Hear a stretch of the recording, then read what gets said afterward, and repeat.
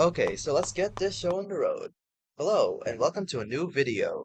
Today's lesson is going to be about early Egypt, so let's get right into it. In the days of early Egypt, the land was divided between what was called Upper Egypt and Lower Egypt. The upper area of Egypt was actually far down south into Egypt along the Nile River. The lower area of Egypt was north, where the Nile spills into the Mediterranean Sea. The Nile is the longest river in the world. It flows for more than 4,000 miles. Now, from our perspective, the names of Upper Egypt and Lower Egypt are in the wrong place. We would probably think of north as being upper and south being lower. But the Egyptians weren't looking at the area from a map. They were describing the makeup of their land. The upper area of Egypt is where the land was higher. At the lower end, the land was closer to sea level. That is also why the Nile appears to run up when we look at it from a map. It runs from the high plains of central Egypt to the lower lying land at the sea. Upper and Lower Egypt were different culturally. The Upper Egyptians were artistic and grew grain. Their symbol was the sedge plant, and they worshipped the vulture goddess. The Lower Egyptians were good with tools and building. They had the symbol of a bee and worshipped the cobra goddess. Most historians think that a king named Menes united Upper and Lower Egypt. Others think it was Neymar, or that Menes and Neymar were the same person. Still, others think it was a ruler named Por-Aha who united the two kingdoms. All to say, it is unclear from ancient records who united Upper and Lower Egypt and when this event occurred, but it was very significant. As a result, ancient Egypt grew stronger and prosperous. The ruler of the newly united Egyptian kingdom built a capital city at Memphis, where he could oversee his large nation. It has been estimated that it took 2 weeks in a boat for the king to visit both ends of his kingdom. Fortunately, calendars and hieroglyphics had been created by then to help with communication. Hieroglyphics are figures and objects that form picture words. The Egyptians had over 2,000 characters in their hieroglyphic alphabet. Now let's look at the structures that are well synonymous with Egypt. Pyramids, which were actually tombs or burial chambers for the pharaohs. In the early days of Egypt, kings were buried under piles of rock. These piles of rock grew into more sophisticated structures called mastabas. These evolved into step pyramids when a chief minister named Imhotep built a six-layer mastaba for his pharaoh. It was the first of 80 pyramids to transform the landscape of Egypt. The Great Pyramid of Giza is the tallest and oldest of three enormous pyramids built in Giza, a town near the city of Cairo. This pyramid would be built for the pharaoh King Khufu, and his pyramid made it into the list of the seven wonders of the ancient world and is the only one to be standing today.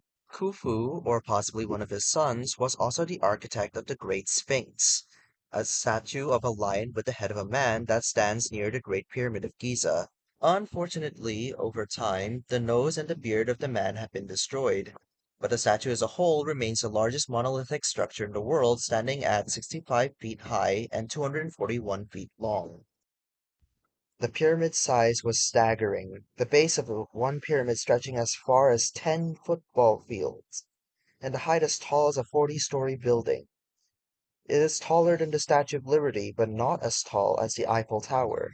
We don't know for sure what is the weight of these structures, but an average stone could weigh 2.5 tons. Some were larger and weighed up to 15 tons, or the equivalent of 5 elephants. More than 80 pyramids still stand today. Most are along the Nile River. Some find it a mystery as to how these huge stones were moved. The Nile River, as well as rams and a lot of manpower, probably helped men transport the raw material. So why did the kings and queens of Egypt have these huge pyramids built? They did it as part of their belief in life after death. The pharaohs of that day believed that they needed to preserve themselves as best as possible at death in order to experience an afterlife. Like the Sumerians, they also took their important possessions with them, which sometimes included slaves or other people. Some even mummified their favorite pets. Since the pyramids were built to mainly serve as tombs, burial chambers were embedded deep inside as resting places for the dead. For example, Khufu's burial chamber in the Great Pyramid of Giza stands 28 feet high and is lined with polished granite. Steep passages led to other chambers that were either unfinished or built as decoys.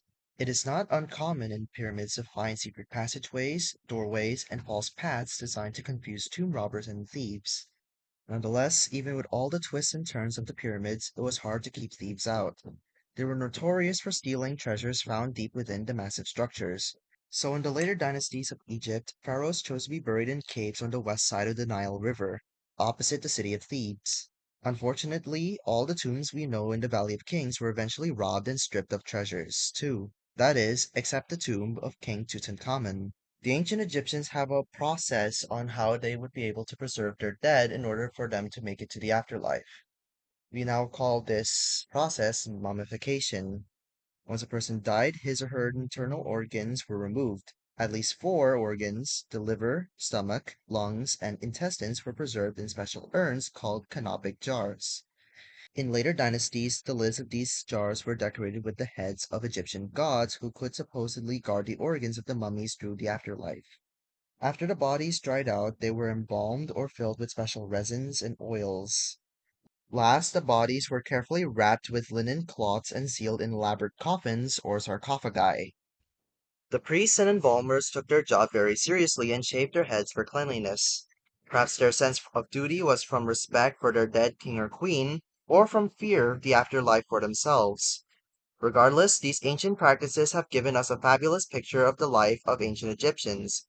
Their magnificent treasures tell us a lot about their beliefs and their way of life.